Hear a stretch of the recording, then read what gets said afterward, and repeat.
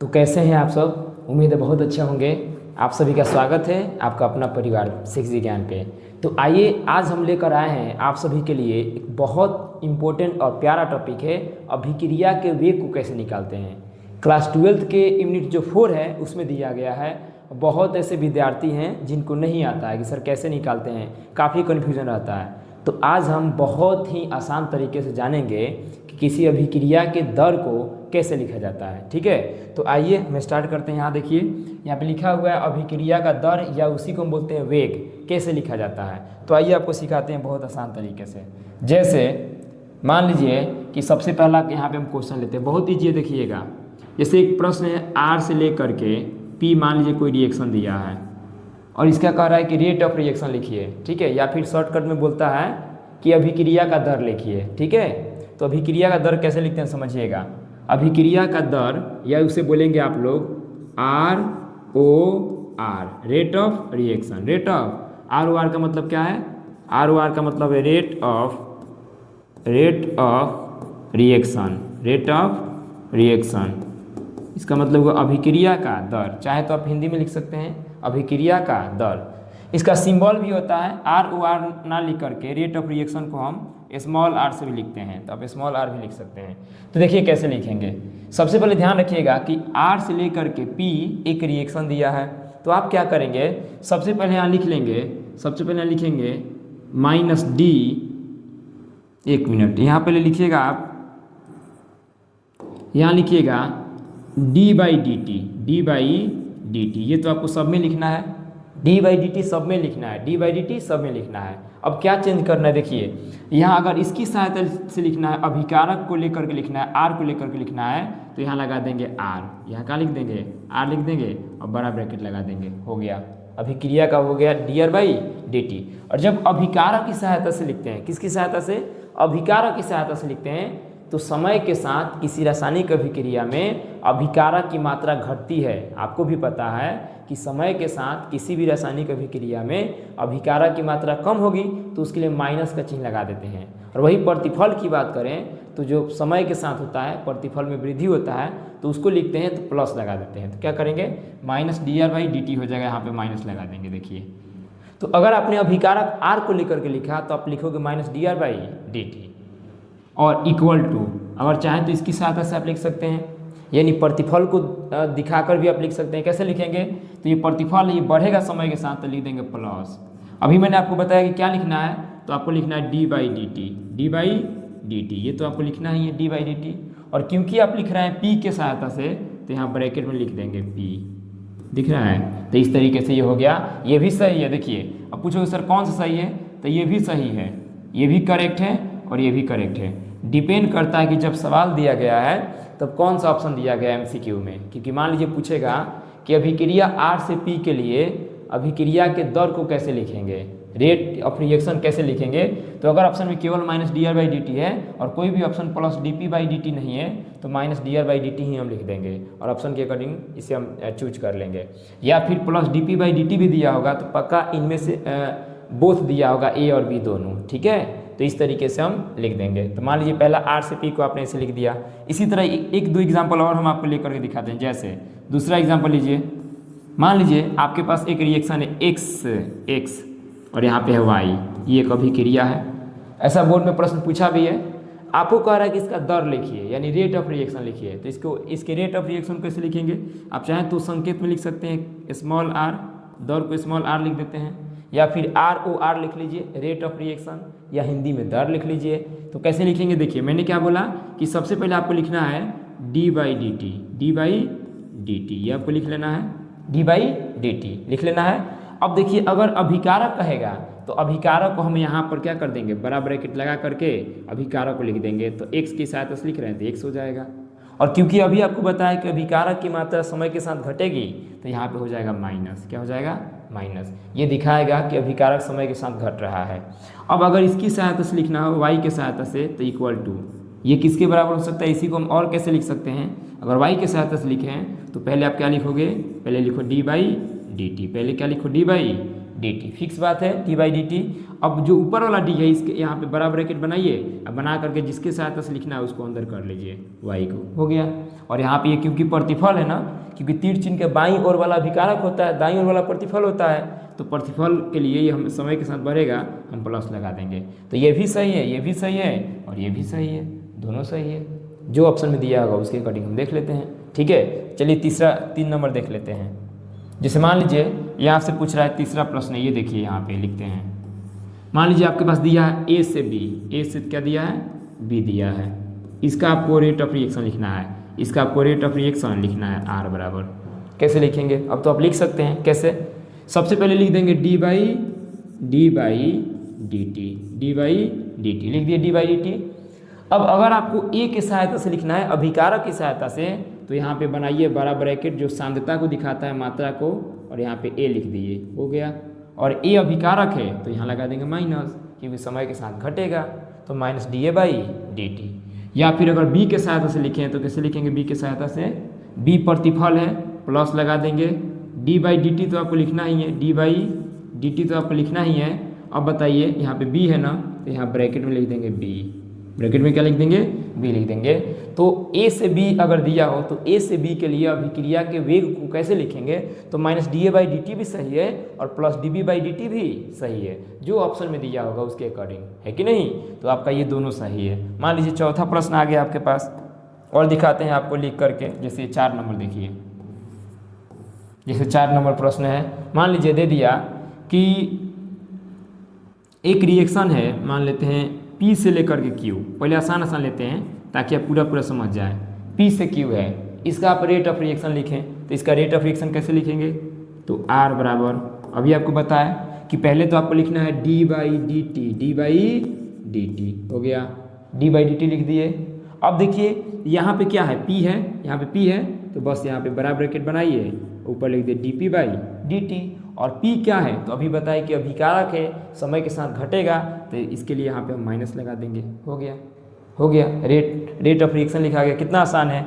Equal to, एक तरीका और है, क्योंकि यहाँ पे 1-2 पद दिए हैं तो दोनों के सहायता से लिख सकते हैं हम। समय के साथ Q की मात्रा बढ़ेगी क्योंकि वो प्रतिफल है, तो क्या लिखेंगे?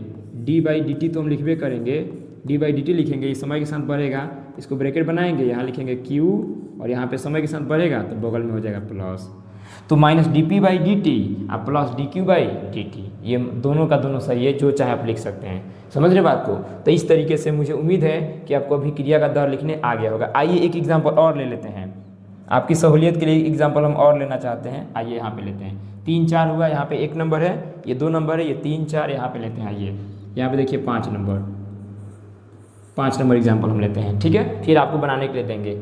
मान लीजिए आपके पास एक सिंपल रिएक्शन है, जैसे अब देखिएगा, मान लीजिए है C से लेकर के D, ये सिंपल सा रिएक्शन है, C से D, इसका आपको रेट लिखना है। अभी देखिए बहुत आसान लिए हैं ताकि आप सीख जाएं, ठीक है, आसानी से। तो देखिए सब एक जैसा ही लिए हैं, सब एक जैसा। तो मान लीजिए C से D आपके पास रिएक्शन है और इसका रेट ऑफ रिएक्शन लिखना है। कैसे लिखेंगे? तो R बराबर, अभी आपको बता दिए कि पहले लिखना है D by D T, D by D T, D by D T, हो गया डी बाई डी टी। अब देखिए ये क्या है आपका? अभिकारक C है, तो यहाँ ब्रैकेट बनाएंगे और लिख देंगे C, हो गया D C by D T. ये क्या हो गया? D C by D T. अभिकारक है तो उसके लिए हम माइनस लगा देंगे, हो गया। फिर इसके सहायता से लिखना होगा प्रतिफल के सहायता से, तो यहाँ पर लिखेंगे प्लस लगा देंगे, प्रतिफल है तो डी बाई डी टी तो होगा ही होगा, ये हो गया आपका D, तो इस D को हम लिख देंगे, हो गया। समझ रहे बात को? तो इस तरीके से हम लिख देंगे रेट ऑफ रिएक्शन। तो सबसे ही आसान वाला था A से B, P से Q, ठीक है। अब थोड़ा और भी इससे बेहतर लेवल का जो क्वेश्चन है उसको हम देखते हैं, ठीक है। आइए तो अगला नेक्स्ट टाइप देखते हैं। उम्मीद है आप एक बार स्क्रीनशॉट ले लीजिए, ठीक है। चलिए अब आगे बढ़ जाए। आइए आगे देखते हैं। आप देखिए कुछ इस तरीके का रिएक्शन है। अब इनको देखिए कैसे लिखेंगे, इस तरीके का हम ऑलरेडी आपके लिए लेकर आए हैं। तो आइए लिखते हैं, जितना पद है उतने के सहायता से लिख सकते हैं। यहाँ पे 1 है, 2 है, 3 है, तो 3 के सहायता से लिख सकते हैं। तो कैसे लिखेंगे? देखिए R बराबर, यहाँ लिखेंगे R बराबर। अब देखिए इसके पहले वाले में क्या था कि जो हमारे पास अभिकारक था या प्रतिफल था, उसके सामने कोई भी अंक नहीं था, मतलब 1, 2, 3 टाइप का नहीं था। यहाँ देखिए है, यहाँ पे देखिए 2 है, यहाँ 2 है, यहाँ 3 है, यहाँ पे स्मॉल ए है, यहाँ स्मॉल बी है, समझ रहे हैं। यानी अभिकारक के सामने कुछ गुणांक के रूप में है। जैसे मैथ में होता है ना, एक्स स्क्वायर के सामने 2 लिखा जाता है तो 2x स्क्वायर होता है, उसी तरीके से इसके सामने कुछ क्या है, अंक है। तो इसको आप कैसे लिखेंगे, तो इसको लिखने के लिए समझिए कैसे लिखेंगे। जैसे इसको कितने तरीके से हम लिख सकते हैं सर, इस वाले का हम कितने तरीके से लिख सकते हैं, तो देखिए 1 तरीका, 2 तरीका, 3 तरीका। इसको भी 1 2 3, इसको 1 2, इसको 1 2 3, इसको 1 2 3, मतलब इसमें जितना दिया गया पद है उसके उतने के सहायता से हम लिख सकते हैं। तो आइए पहला वाला लिखते हैं, 2a + b तिरछिन c। इसको 3 तरीके से लिख सकते हैं। तो पहला देखिए a से लिखते हैं, तो अभी आपको बताया कैसे करना है। तो सबसे पहले आपको लिखना है dy/dt हो गया। और जो यहाँ पे अभिकारक है, अभिकारक क्या है, a है ना, तो यहाँ पे आप a को लिख देंगे तो हो जाएगा da/dt, हो गया da/dt। अब देखिए यहाँ पे क्या था, 2 है जो कि इसके पहले नहीं था, तो उसको हम क्या करेंगे, उसको हम डिनोमिनेटर में लिख देंगे, यानी उसको हर में लिख देंगे। तो ये 2 को कहाँ लिख देंगे, हर में लिख देंगे। इसका मतलब नीचे ये 2 जाएगा, मतलब ऊपर आप अपने मन से 1 लगा लीजिए तो 1/2 हो जाएगा, 1/2 da/dt। और क्योंकि अभिकारक था तो यहाँ हम लगा दिए माइनस, तो हो गया -1/2 da/dt। आइए दूसरा देखते हैं। दूसरा कैसे लिखते हैं b को, तो b वाला तो आसान है, हम पढ़वे किए हैं। अभिकारक है सर b, ये भी, तो लिखिएगा d/dt। अभिकारक कौन सा है इस बार, सर b है, तो ब्रैकेट में हम लिख दिए b, क्या लिख दिए, b लिख दिए। और ये अभिकारक है तो इसके लिए आपको पता ही है माइनस लिखा जाता है, तो माइनस लिख दिए, हो गया। इसके सामने कोई अंक तो नहीं है, 1 2 3 तो कुछ है नहीं, उसको डिनोमिनेटर में लिखना पड़ेगा, तो इस तरीके से हो गया, 2 तरीका हो गया। तीसरा देखिए c के साथ ऐसे लिखेंगे =, इसी को और कैसे लिख सकते हैं, तो आइए c के साथ ऐसे लिखिएगा तो कैसे होगा, तो ये होगा d/dt हो गया, d/dt। प्रतिफल है ना c, तो आपको प्लस लगाना पड़ेगा, कोई भी डिजिट नहीं है तो कोई टेंशन नहीं है, c है, यहाँ पे ब्रैकेट बनाइए, ऊपर लिख दीजिए dc/dt, हो गया। समझ रहे हैं, इतना आसान है। इसको आइए अगला देखते हैं हम। जैसे ये देखिए a + 2b तिरछिन c, इसको कैसे लिखेंगे, तो a है सिंपल, तो a को तो आप लिख ही देंगे, r बराबर कैसे लिखेंगे a को, तो आपको पता है d/dt, अब तो याद हो गया होगा, d/dt। और जो a होता है इसे हम d के साथ लिख देते हैं बड़ा ब्रैकेट बना करके, यानी da/dt हो गया वेग, ठीक है। और ये अभिकारक है तो आपको पता है माइनस लगेगा, तो ये हो गया -da/dt। दूसरा देखिए =, यहाँ पे अब देखिए 2b है, ठीक है, 2b है, ये भी अभिकारक ही है, तो कैसे लिखेंगे, तो अभी बताया थे, आप पहले लिख लो d/dt, पहले आप लिख लोगे, आधा काम हो जाएगा। उसके बाद कौन सा अभिकारक है, तो यहाँ पे सर b दिया है, तो हम यहाँ ब्रैकेट बनाए और हमने यहाँ पे क्या लिख दिया, b लिख दिया, हो गया db/dt। अभी बताए थे जो यहाँ संख्या रहेगा उसको डिनोमिनेटर में लिखना है, यानी हर के रूप में लिखना है। तो 2 है तो ऊपर 1 तो लगा ही सकते हैं अपने मन से, तो ऊपर 1 लगा दिए और नीचे लगा दिए 2, तो 1/2 db/dt। और क्योंकि अभिकारक है, देखिए तीर चिन्ह के बाईं ओर है ना, तो अभिकारक है, उसके लिए माइनस लगाना पड़ेगा, तो हम क्या करेंगे, माइनस भी लगा देंगे, क्या लगा देंगे, माइनस लगा देंगे, तो ये हो जाएगा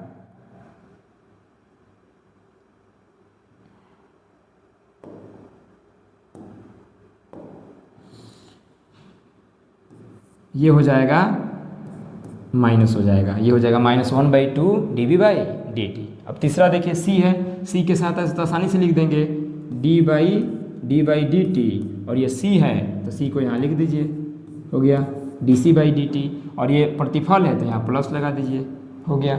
तो 3 तरीके से लिख सकते हैं। कभी कभी इस तरह प्रश्न देता है कि a + 2b तिरछिन c के लिए अभिक्रिया के दर को कैसे लिखेंगे, और ऑप्शन ए में ये देता है, बी में ये देता है, सी में ये देता है, और डी में इनमें से सभी देता है, और हम ए देखते हैं टिक कर देते हैं, है कि नहीं। तो हमें सारे ऑप्शन को देखना पड़ेगा ध्यान से, कभी कभी एक से ज़्यादा दे देता है, ठीक है। अगला देखिए ए से बी तो आप पढ़वे कि आराम से कर लेंगे। 4 नंबर देखिए, 4 नंबर कैसे करिएगा, 4 नंबर देखिए, ये देखिए यहाँ पे N2 है, क्या दिक्कत है, हम बोले हैं जो अभिकारक रहेगा वो लिखना है। पहले क्या लिखना है आपको, r बराबर पहले लिखना है d/dt, आपको बता दिए कि पहले d/dt लिखना है, लिख दिए। अब क्या ले रहे हैं इस बार, अभिकारक के स्थान पे क्या है, तो N2 है, तो यहाँ d के बगल में ब्रैकेट बनाइए, कोई दिक्कत नहीं है, N2 है तो d के बगल में ब्रैकेट बना के N2 लिख लीजिए, कोई दिक्कत नहीं है, हो गया। और ये अभिकारक है तो इसके पहले माइनस आएगा, तो हो गया -dN2/dt इक्वल टू इसको लिखना है, 3s2 को लिखना है, तो लिखिए, कोई दिक्कत नहीं है। पहले आप लिख लेंगे डी बाई डी टी क्या है यहाँ पे सर H2 है, तो यहाँ ब्रैकेट बनाइए, अब ब्रैकेट बना के लिख लीजिए H2, क्या लिख लीजिए H2, और ये 3 है ना, तो आपको पता है कि जो 3 है वो कहाँ जाएगा, डिनोमिनेटर में जाएगा, तो हम 1 अपने से लगा लेंगे, 1 लगा के हम लिख देंगे 1/3। और ये भी देखिए अभिकारक है, तीर चिन्ह के बाईं ओर है, यहाँ पे प्लस नहीं देखना है, ये प्लस को मत देखिएगा, ये भी अभिकारक ये तीर चिन्ह के बाईं ओर है, तो उसके लिए क्या लगेगा, माइनस लगेगा, तो -1/3 dH2/dt। अब 2NH3 के अनुसार अगर लिखिएगा तो इसके अनुसार भी लिख सकते हैं, इसको देख के अगर आप लिखना चाहते हैं तो इसके अनुसार भी हो जाएगा। कैसे हो जाएगा, तो d/dt, ये तो हमारा फिक्स ही है, क्या है यहाँ पे NH3 है ना, तो यहाँ ब्रैकेट बनाइए, अब ब्रैकेट बना के लिख लीजिए NH3, हो गया NH3, और यहाँ पे 2 है ना, तो 2 कहाँ जाएगा, डिनोमिनेटर में जाएगा, तो 1/2, और प्रतिफल है तो प्लस होगा, हो गया प्लस, है कि नहीं। तो इस तरीके से आप किसी का भी रेट लिख सकते हैं, देख लीजिए अगर नहीं दिख रहा हो तो, ठीक है। चलिए लास्ट प्रश्न है एक, इसको भी देख लेते हैं।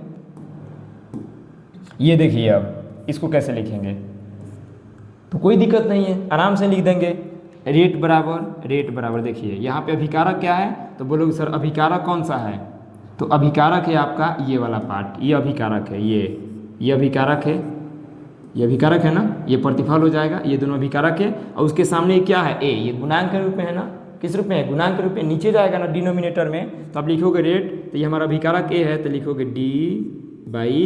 d/dt, अभिकारक क्या है ए है, तो यहाँ ब्रैकेट में लिखेंगे ए, सिंपल हो गया।